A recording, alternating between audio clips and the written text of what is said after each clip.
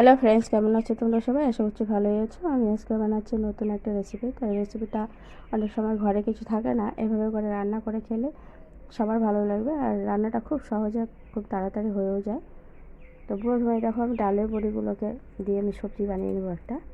তো প্রথমে আমি পরিমাণ মতো ডাল নিয়ে ভিজিয়ে রেখেছিলাম বেশ কিছুক্ষণ। এখন জল ঝরিয়ে তুলে নিচ্ছি। আর এদিকে রান্না করার জন্য সবজি কেটে নিয়েছি আমি। তো মিক্সচারে দেখো কাঁচা লঙ্কা, ডাল আর আছে অল্প পেঁয়াজ আর আদা দিয়ে বেশ সুন্দর করে পেস্ট করে নিয়েছি। আর এখানে পরিমাণ মতো লবণ, হলুদ দিয়ে আমি এখন বড়া করে ভেজে নিচ্ছি। তো যেহেতু আমার কড়াতে আগের থেকে তেল গরম করা ছিল, তো আমি সেই তেলেই ভেজে নিচ্ছি। এইভাবে করে আমি সবগুলো বড়া কড়ার মধ্যে দিয়ে নিচ্ছি। একইভাবে সবগুলো আমি দিয়ে দিয়েছি। এখন দেখো এক পিঠ প্রায় ভাজা হয়ে গেছে। তো বড়া ভাজার সময় হিটটা একটু হালকা রাখতে হবে, নয়তো পুড়ে যেতে পারে।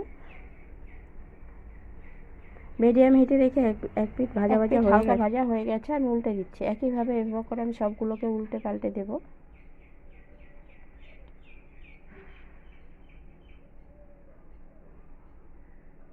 তো সবগুলো উল্টে দিয়েছিলাম, দেওয়ার পর দেখো দু পিঠে আমার সুন্দর ভাজা হয়ে গেছে।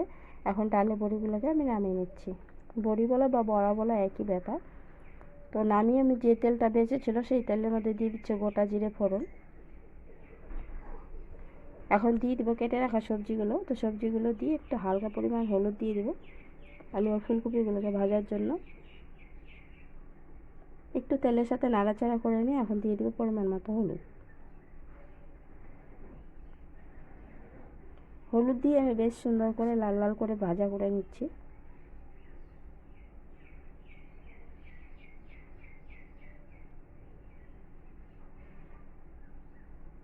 ফুলকপিগুলো ভাজা হয়ে গেছে। আর এদিকে দিয়ে দিচ্ছি আমি পেস্ট করে রাখা মশলা। তো মশলাটা আমি আগে থেকে তৈরি করে রেখেছিলাম। এখানে আছে কাঁচা লঙ্কা, আদা, জিরে আর অল্প পরিমাণে পেঁয়াজ, একটা টমেটো দিয়ে পেস্ট করে নিয়েছি। এখন দিয়ে দিচ্ছি লঙ্কার গুঁড়ো, হলুদ গুঁড়ো, পরিমাণ মতো চিনি আর লবণ দিয়ে দিলাম অল্প পরিমাণে জল। জলটা দিয়ে আমি ভালো করে ফুলকপির সাথে আলুর সাথে মশলাটাকে মিক্স করে নেব।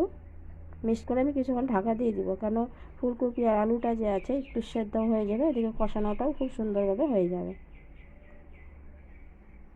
তো কষানো হয়ে গেছে দেখো, এখন আমি দিয়ে দিচ্ছি পরিমাণ মতো জল।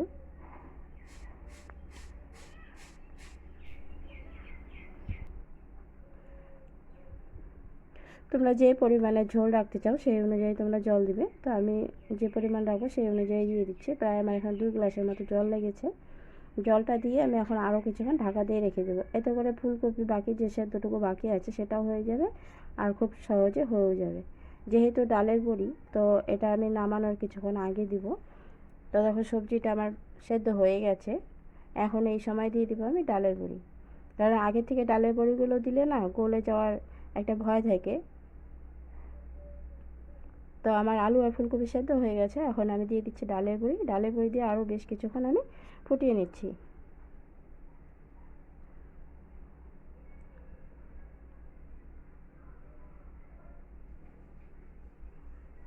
আমি আরও বেশ কিছুক্ষণ ফুটিয়ে নিয়েছি। এখন উপর থেকে দিয়ে দিচ্ছি অল্প পরিমাণে গরম মশলার গুঁড়ো।